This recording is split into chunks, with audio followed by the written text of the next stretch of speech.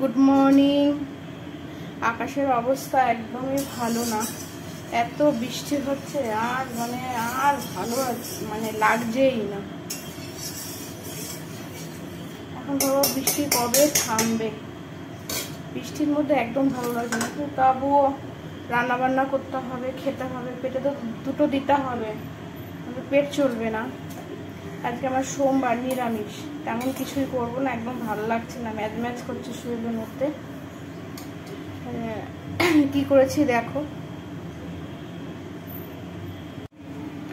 আমড়া দিয়ে মটর ডাল করেছি, পাতলা করেই করেছি। আমড়া দিয়ে টক ডাল কিন্তু পাতলাই ভালো লাগে। আর এখানে কাঁকরোল ভাজা করব, আর পটল কুচিয়ে নিয়েছি, পটল ভাজা করব। আপাতত এইটুক করি। খাওয়ার সময় ভাতে আলু সিদ্ধ দিয়েছি, সুন্দর করে আচার দিয়ে মাখবো আর পাঁপড় ভেজে নেব।